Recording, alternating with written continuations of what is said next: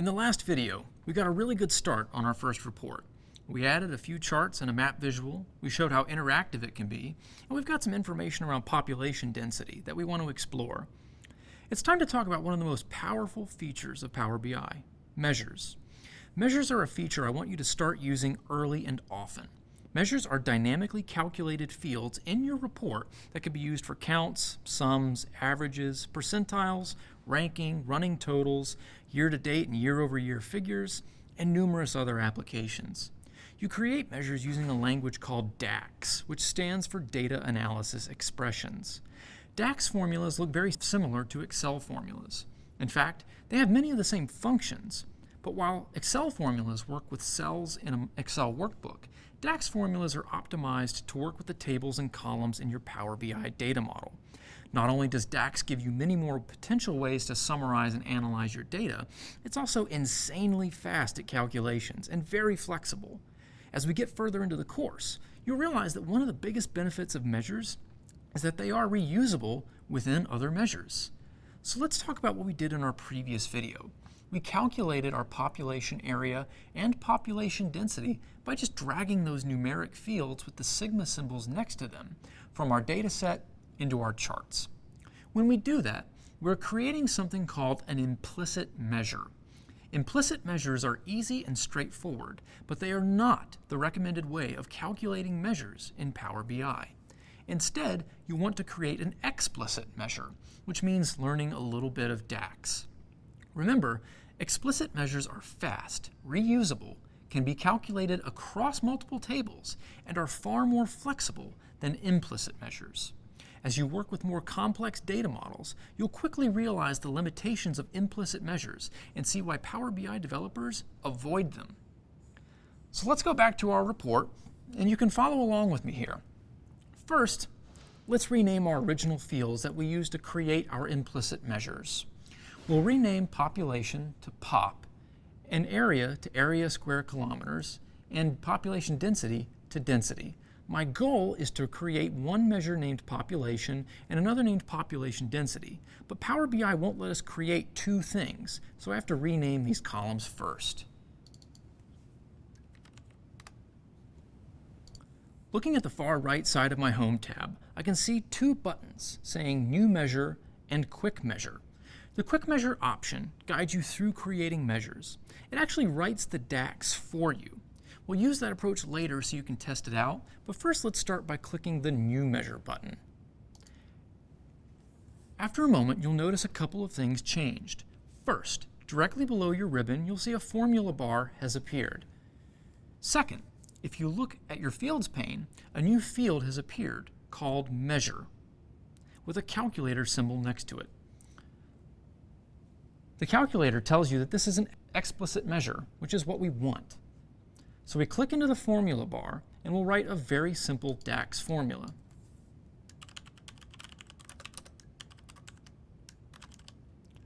When you press Enter, our new measure will rename itself, and it's ready to be used in our report.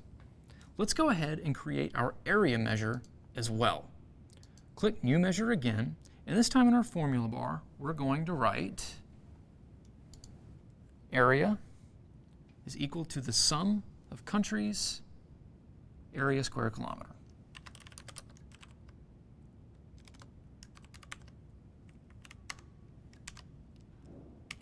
Press Enter again. At this point, we have two new measures, population and area, and we need to create one more for population density. This time, let's use the Quick Measure feature.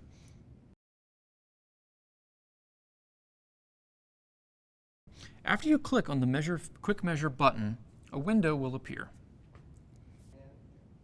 On the right side, you can see all the fields in our data model, including our new explicit measures, and on the left is a drop-down menu with a list of calculations.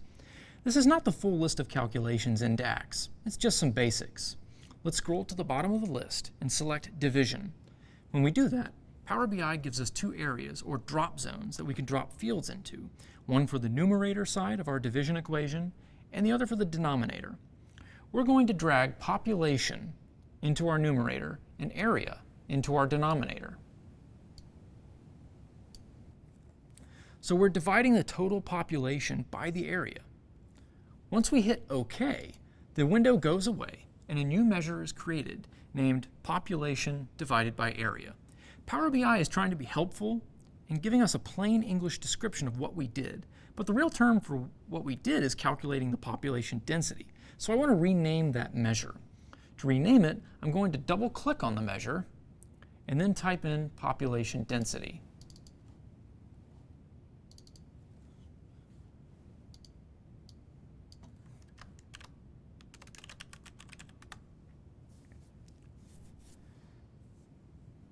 All right. Since I have our measures selected, let's also take a look at the formula bar and notice how Power BI has written the DAX for us. Let's take a look at the calculations that get returned by our new measure. To do it, let's do it with a table visualization, which is a very common and extremely useful tool for summarizing your data. First, let's delete our stacked bar chart by left-clicking on it and then hitting our trusty delete key.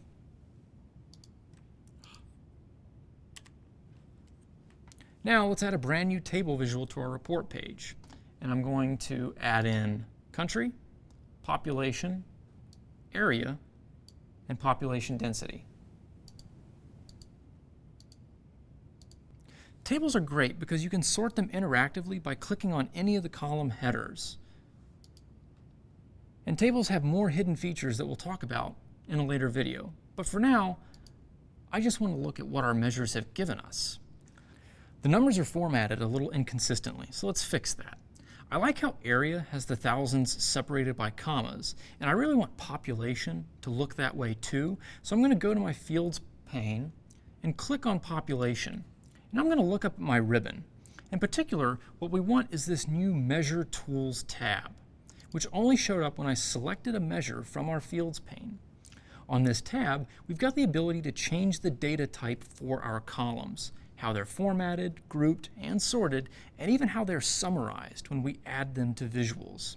All I want to do here is add commas to separate my thousands in these numbers. So I'm just going to click on this little comma icon, and presto, my population numbers now display commas. And you can do this trick with any field in your data set, including regular columns. Just click on country and you'll see a column tools tab on your ribbon. This can be really useful when you want to change how specific columns are represented in your report.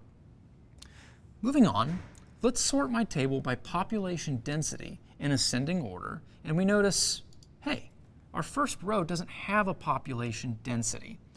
Hopefully it's obvious why. The area of the U.S. minor outlying islands is 0 in our data set, and you can't divide by 0. When we originally divided these two numbers in Power Query, you probably didn't notice, but it actually returned a tiny error message for this row saying NaN, or not a number, which is Power Query's way of telling us you can't divide a number by 0. If we had used that implicit measure for our table here, it would actually mess up our results. This is an example of how explicit measures like we just created are almost always preferable to implicit measures because there's no NaN here. I don't necessarily like how this space is blank though. I would rather it be a 0 so our population density is consistent, even for weird situations like this where we're dividing by 0. Fortunately, if we click on our population density measure and go back to our formula bar, we can tweak our formula just ever so slightly to make this happen. You'll remember that the divide function takes two arguments in the quick measure window, the numerator and denominator. However, there's actually a third optional argument that the window doesn't display, and we're going to use it now in the formula bar. It's called alternate result, and it allows us to substitute a value whenever we're dividing by 0. What a great idea! One of the reasons I never use the Quick Measures button is because optional arguments are hidden. And in a case like this, you actually want to use the optional argument. So, from my formula bar, I'm just going to left-click just after my area measure. I'm going to add a comma, space, and the words, DAX is awesome, and hit enter. Now, when we look at the U.S. minor outlying islands, the blank space has been replaced by the words, DAX is awesome. It's probably better if we just use a 0 though, so I'll modify my formula one more time to use a 0 instead of DAX is awesome. and now our table looks more consistent. Finally, let's do a little cleanup by replacing all the implicit measures we created earlier with our explicit measures. If we go to our tree map, we just need to replace pop with population. So we'll delete it and add our population measure to the values. And on the world map, we can replace density with population density.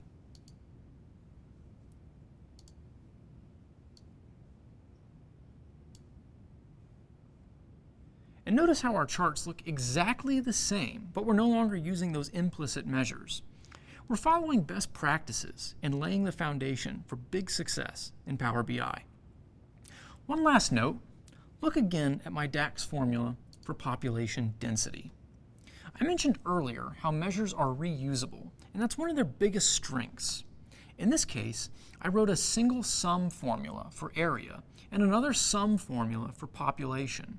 Now, in our population density formula, instead of summing area and population again within the divide formula, I can just reference the names of those measures I already created. You can't do that with implicit measures.